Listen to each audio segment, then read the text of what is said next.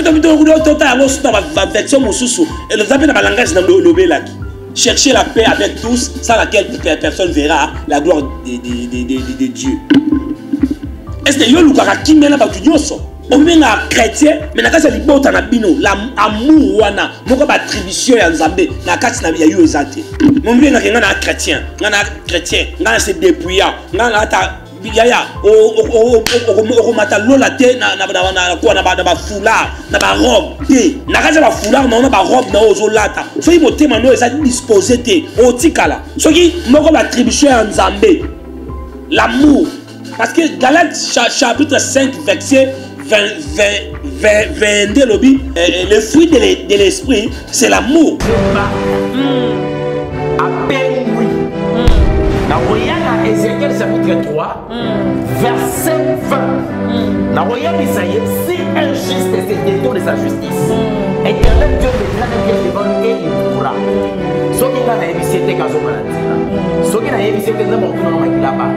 Ce qui a capé, la zipi, la seule chose que si les gens ont des périodes de ça, on a fait.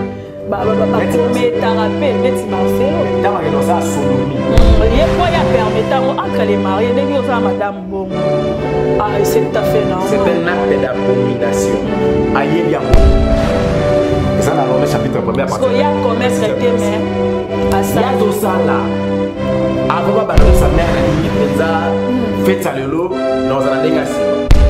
Bonjour, bonsoir, c'est là où dépend du nez, vous vous trouvez, peuple de Dieu. Merci pour la confiance, merci pour la émission de Bozoli Mingi, 15 minutes de consolation avec Jésus-Christ. On peut pas toujours consoler ma ici et les a blessés pendant beaucoup de temps, toujours consoler ma morale aussi, toujours consoler ma âme ici et genre ma déception. Na part ya bonzambe et toujours kapona ko consoler biso pour que tozongana nzela ya kolanda nzela ya nzambe pour que yende aza suka yende aza final soki était na vie na biso to kende lisusu pa ya nani yango na linga kanzembo yimbaka na kende lisusu api. Donc, tout le monde a fait aucun détail, ce qui n'est pas en Zambété. Tout le monde a fait aucun détail, ce qui n'est pas Jésus-Christ de Nazareth. Et bien aimé, la linga qui est là, tout le sur la sanctification. Mais avant tout banda, la linga tout joue moins temps, il y a prière, tout prier pour nous confondre la monnaie au centre à diriger biso, à conduire biso, pour la disama ya volonté, il y a bon Zambé naïe. Tout le baka à tout moment, tant que nous tout prier, ce qui aux maman aujourd'hui libakou ya Olanda biso, tchafoula. Puis les autres interdit moi si azala mutu ya mutu polele.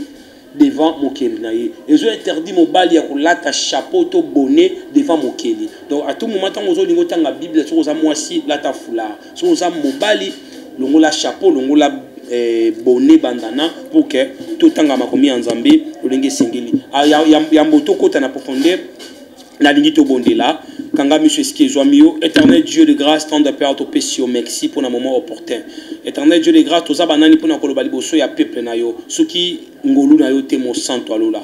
Éternel Dieu, tolingi to lobana par na yo, éternel Dieu. Tika été mité manio so ezala blessé, éternel Dieu de grâce. Tika été mité manio so éternel Dieu.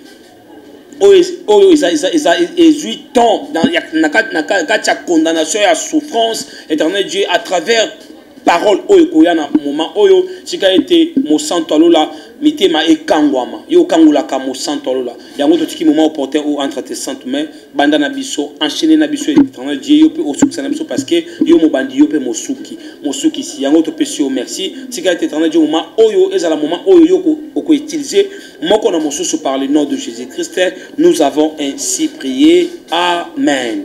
Amen na mino pe na bandaku. Ndeka tolobaki tolobela sur la sanctification. Il y a des choses autour la sanctification ngo izaka nini. Parce que la sanctification, oh mon il faut se sanctifier. Mutu oyo faut la sanctifier. La première des choses, faut abandonner le péché. Ce qui aujourd'hui quand sur le péché katina oté. Le péché est à la place na kacha vie na yote. Oh là c'est pour cela la sanctification est comme un partage na yo. Mais ceux qui aujourd'hui demeurent toujours na kacha les sous moko et kanga to bien les péchés chéris. Ou bien na chrétien, na chrétienne, oui. Mais na kati ya bo chrétien na yo wana, tu pratiques toujours de quoi? De péché. Mais on vivra la sanctification. Non, tu te trompes. On vivra la sanctification. Pourquoi? Parce que pour vivre la sanctification, la première des choses, il faut abandonner le péché. Si on a la capacité à abandonner le péché, nakati na yo, via purification et comme il partage na yo, via sainteté et comme il partage na yo, on peut vivre ce qu'on la vraie sanctification nakati na yo. Bien aimé mitala nakati na yo. Mitala nakati na yo, est-ce que on vivra via sanctification? Parce que vous avez le soum o simba yo. Yo ka tino ko tika impédicité, tika kobo, mais le mensonge au tikate. La haine au tika ngote.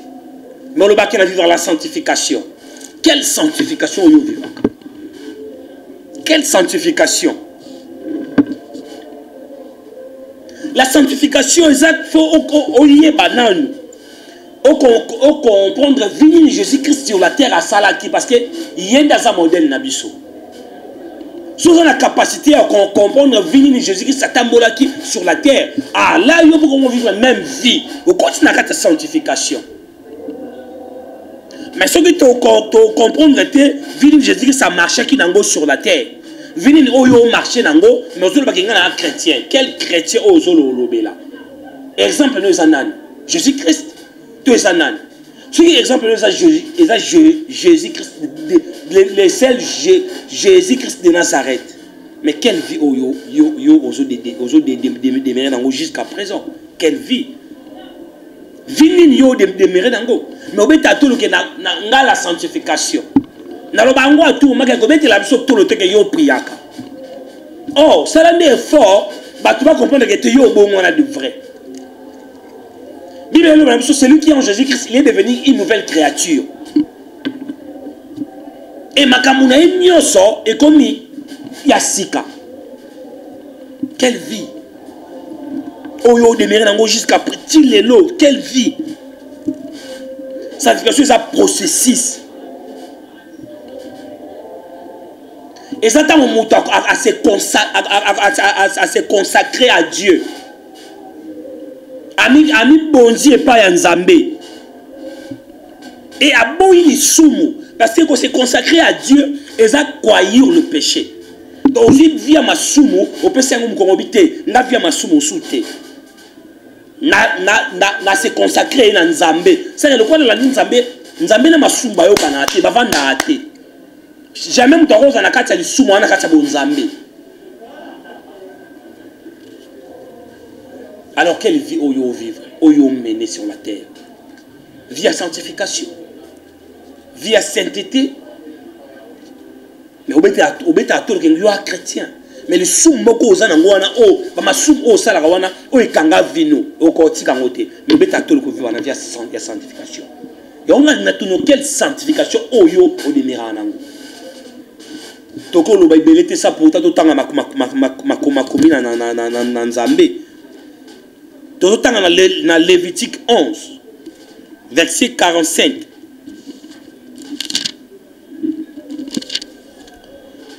Lévitique chapitre 11 verset 45.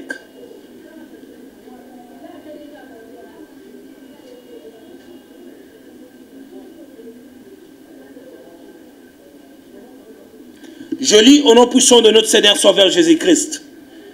Car je suis l'Éternel qui vous ai fait sortir d'Égypte pour être votre Dieu. Donc avant Nzambe on a mis sibino na kata konana parce que Égypte c'est ça. Bana Israël to bazaki na kata Égypte, bazaki na quoi bazalaki na esclavagisme. Ce que Bible éternel Dieu loba, n'avant Nzambe no na mis sibino na kata esclavagisme. Ozaki na kata condamnation mo ya famille. Ozaki na kata ba loi établie ya libota. Mais naza nzambe oyo na bimisi yo na pindoli yo na ba réclamation en famille na pindoli yo na ba loi établie na pindoli yo na ba condamnation à libota.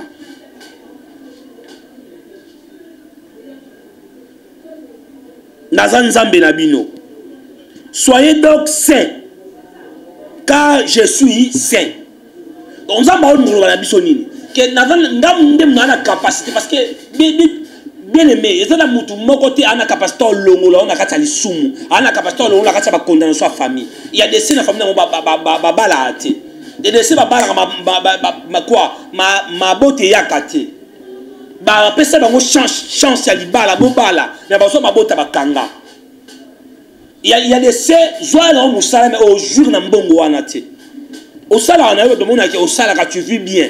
Il y a des seba bala libala malonga mais la kata libala na bonheur ezakati na kata libala na esengo ezakati mais Éternel Dieu lo baké nganda nganzambe on a bimission na kata ba réclamation wana ya famille na kata ba loi établie na édition zala saint parce que ngape na za saint.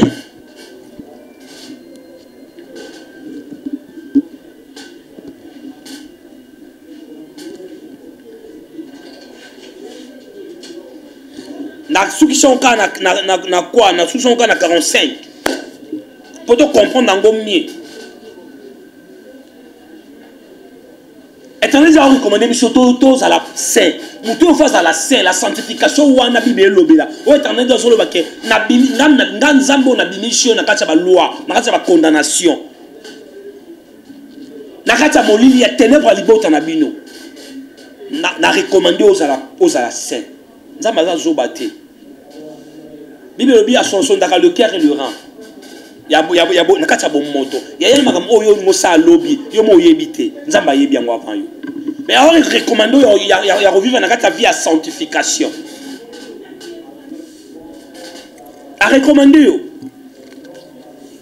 yo revivre nakata vie à sanctification c'est très important mais il y a des sérieux a bon on a peine aye ayamba ne Jésus Christ le quoi mo conduire mo mobiki snaye.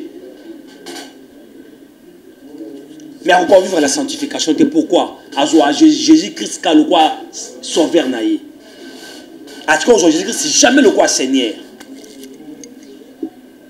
Mais or, pour qu'on vive la vie, la vraie vie à sanctification, il faut d'abord, Jésus-Christ, le quoi me conduit. Le quoi Seigneur naïe, parce que Seigneur naïe, aux gens entendent discuter naïe.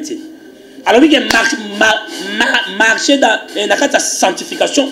On a choisi de réclamer parce que les chrétiens te réclament les sous. O te Bible le Bible mais kolangwa kasi kolangwa te. Na verset ni to luka ngobana to konti lelo. To ka kola les sous. Oh, ya ba feta kaka. On sait jamais qui lelo. Bible ne vous conformez pas au siècle présent. Na Romains 12.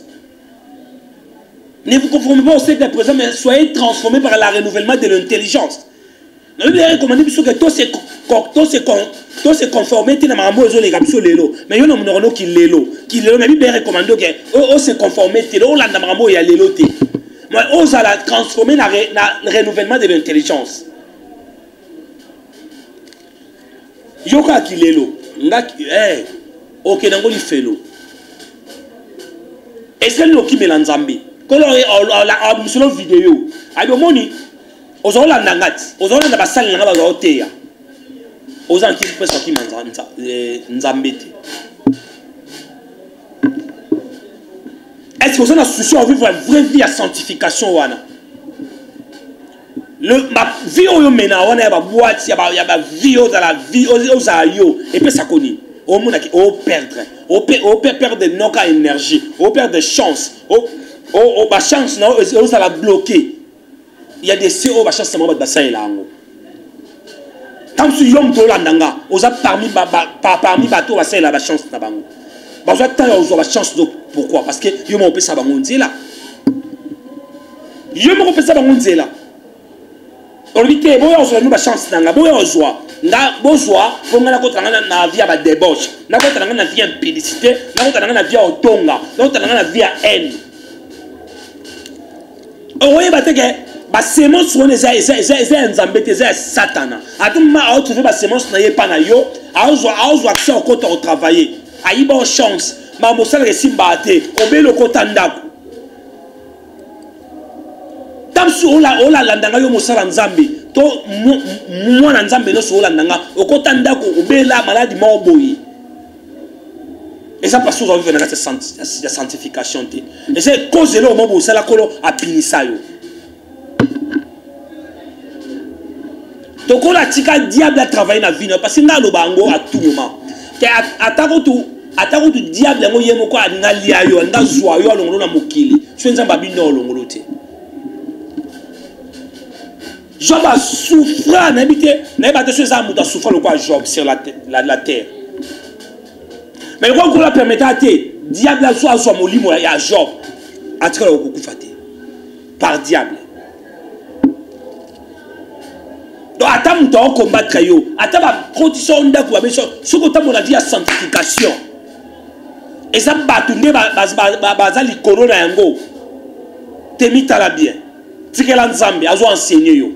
Or à tout moment ou à chaque fois, et si c'est seulement qu'on se présenter vers yo, et qu'on a l'enseignement, nzambe azo enseigner yo. Parce que lobby, ils ont la grandeur moko zo zela yo. To tanga makomi. Un Pierre.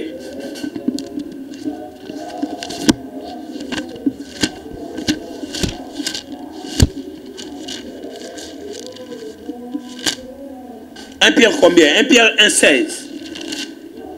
Un Pierre chapitre 1, verset 16. Je lis au nom puissant de notre Seigneur Sauveur Jésus-Christ.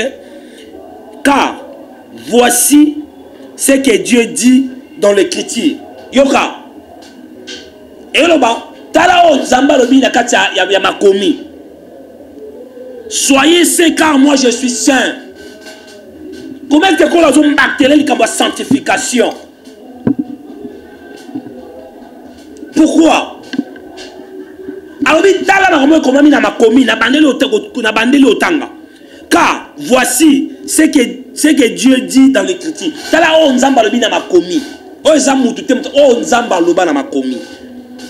Soyez saints car moi je suis saint. Avant de développer, tu as Hébreu 12.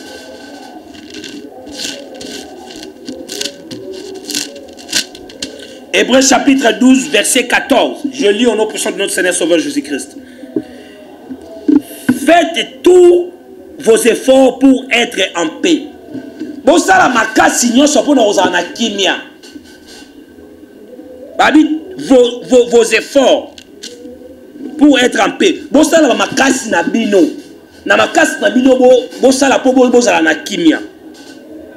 Avec tout le monde. Et pour na bandelango bien pour to comprendre sous bien. Je vois la Bible le Bible. Faites tous vos efforts pour être en paix avec tout le monde. Donc bon ça na makasi na bino pour que vous za na kimia na bato nyonso. Et pour mener une vie de plus en plus sainte. Donc pour à tout moment, vie na bino ezalaka, vie moko il y a sanctification. Et Bible dit, sans laquelle nul verra le Seigneur. Ce que vous avez dans la version Moussousou, et vous avez dans le langage de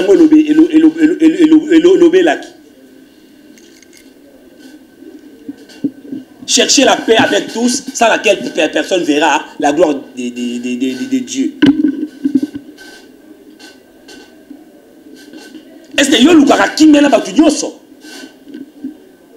on est un chrétien, mais na kasa libota na bino l'amour wana moko ba attribution ya nzambe na kati na ya yo ezate mon bien na chrétien ngana se dépouiller ngana ta yaya o mata lola te na quoi na ba foulard na ba robe te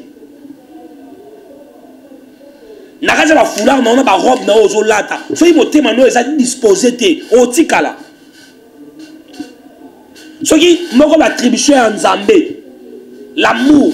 Parce que Galates chapitre 5, verset 22, le fruit de l'esprit, c'est l'amour. Pourquoi Bible bandaka na amour? Pourquoi bandana na amour? Mais yo Bible na chrétien, amour mankaka amour vrai. Na libo na kata famille na yo, on a ba question solo na bango tie. Chrétien ni olo zali.